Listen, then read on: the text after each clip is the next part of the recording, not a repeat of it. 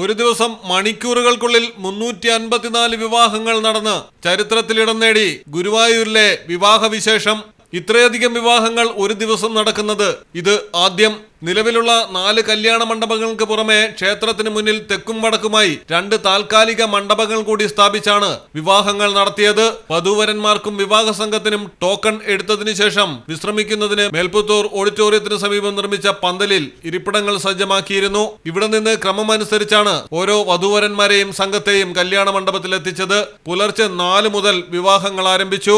6 മണ്ഡപത്തിലും ചടങ്ങ് നടത്താൻ ആചാര്യന്മാരും നാഗസ്വര സംഘങ്ങളും ഉണ്ടായിരുന്നു. ഒരു വിവാഹ സംഘത്തിൽ ഫോട്ടോഗ്രാഫർ അടക്കം 24 പേർക്കായിരുന്നു പ്രവേശനം. മലയാളം ടെലിവിഷൻ, തൃശൂർ. നാട്ടിലെവിടെയാ? വയനാട്ടില്. നാട്ടിലെവിടെയാ? ഞാൻ കോഴിക്കോട്. നാട്ടിലെവിടെയാ? ഞാൻ ആലപ്പുഴ. നാട്ടിലെവിടെയാ? ഞാൻ കണ്ണൂരാ. നാട്ടിലെവിടെയാ? എന്റെ വീട് പാലക്കാട്. നാട്ടിലെവിടെയാണേലും കാലാവസ്ഥ എന്താണേലും സിമെന്റ് JSW കോൺക്രീറ്റ് HD തന്നെ. നാട്ടിലെവിടെയാ?